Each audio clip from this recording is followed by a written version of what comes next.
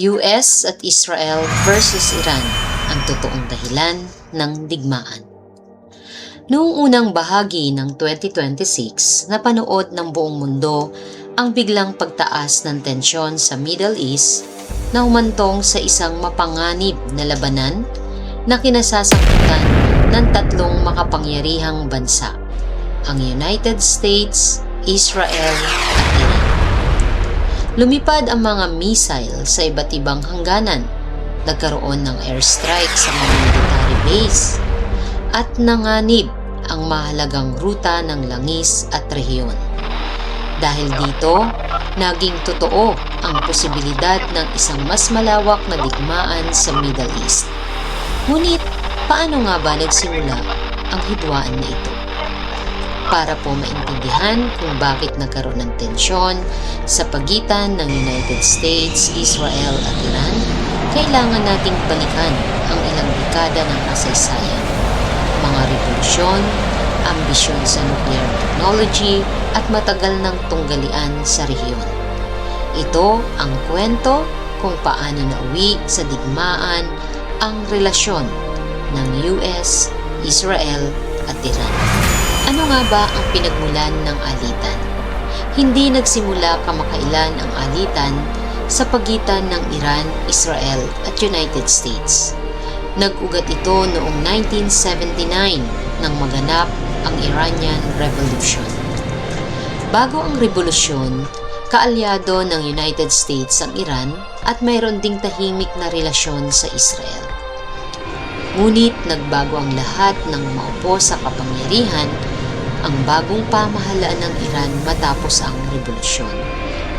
Ang bagong pamunuan ay nagpahayag ng matinding pagtutol sa US at Israel na inaakusahan nilang mangibabaw sa politika ng Middle East. Simula noon, siniportahan ng Iran ang ilang armadong grupo sa rehiyon na kumakalaban sa Israel. Sa kabilang banda, tinitingnan ng Israel ang Iran bilang isa sa pinakamalaking banta sa kanilang seguridad.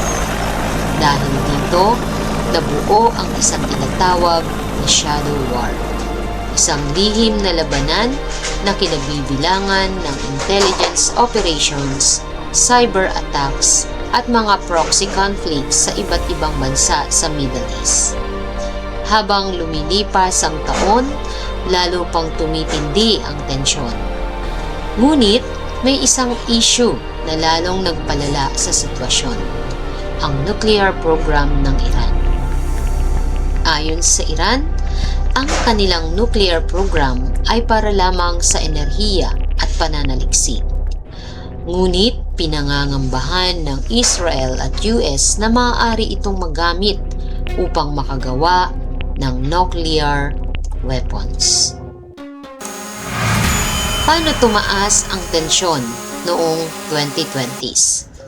Lalong tumindi ang tensyon sa pagitan ng Iran at US noong dekada 2020. Isang malaking pangyayari ang naganap noong 2020 nang mapatay sa isang airstrike ang Iranian military commander na si Qasem Soleimani. Isa siya sa pinakamakapangyarihang leader militar ng Iran. Bilang tugon, naglunsad ang Iran ng mga missile attack laban sa mga base militar ng Amerika sa Middle East. Bagamat naiwasan ang isang malaking digmaan noong panahong yon, lalo pang lumala ang relasyon ng dalawang bansa. Pagdating ng 2023, muling tumaas ang tensyon nang sumiklab ang digmaan sa pagitan ng Israel at ng militant group na Hamas. Ang ilang grupo sa rehiyon na may koneksyon sa Iran ay nagsagawa ng mga pag-atake laban sa Israel at mga Western targets.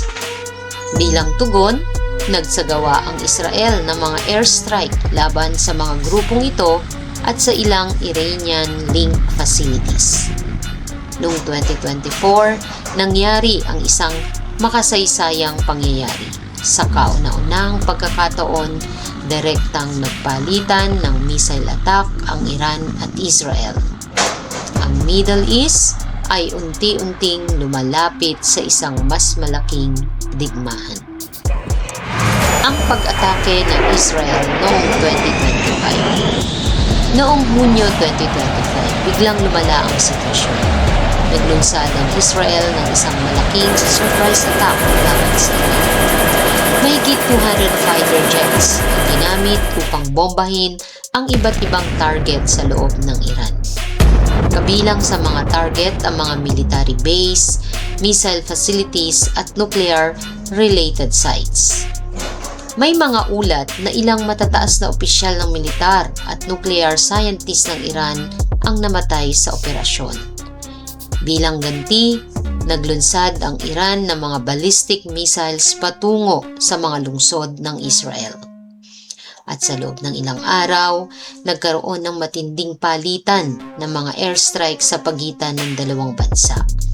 Kalaunan, dahil sa pressure mula sa international community, nagkaroon ng pansamantalang ceasefire. Ngunit hindi pa rin natapos ang tensyon. Sa likod ng mga negosasyon, patuloy ang paghahanda ng militar sa magkabilang panig. At pagsapit ng 2026, muling sumiklab ang krisis. Paano naman nagsimula ang digmaan sa taong 2026? Noong February 28, 2026, pumasok ang bagong yugto ng labanan. Naglunsad ng coordinated strikes ang US at Israel laban sa Iran. Danda-ang target at tinamaan sa iba't ibang bahagi ng Iran, kabilang ang mga missile launch sites, military bases at nuclear facilities. Layunin ng operasyon na pahinain ang missile capacity ng Iran at pigilan ang kanilang nuclear program. Hindi nagtagal, gumanti ang Iran. Naglunsad sila ng mga ballistic missiles at drones patungo sa Israel at sa mga US military bases sa Persian Gulf. Ang ilang bansa sa rehiyon na may mga base ng Amerika tulad ng Qatar, Bahrain, United Arab Emirates ay naging posibleng target din. Dahil dito, mabilis na lumawak ang tensyon sa buong rehiyon. Bakit mahalaga ang digmaang ito? Ang labanan sa pagitan ng US, Israel at Iran ay hindi lamang isang regional conflict. Ito ay may malaking epekto sa buong mundo. Isa sa pinakamahalagang lugar sa rehiyon ay ang Strait of Hormuz. Dito dumadaan ang malaking bahagi ng pandaigdigang supply ng langis araw-araw. Kapag naapektuhan ang rutang ito, maaaring tumaas ang presyo ng langis at maapektuhan ang global economy. Sa ngayon, nananatiling tensyonado ang sitwasyon. Patuloy ang mga diplomatic effort upang maiwasan ang mas malaking digmaan. Ngunit nananatiling mataas ang panganib ng mas malawak na conflict. Dahil sa modernong mundo, ang digmaan sa isang rehiyon ay maaaring makaapekto sa buong planeta.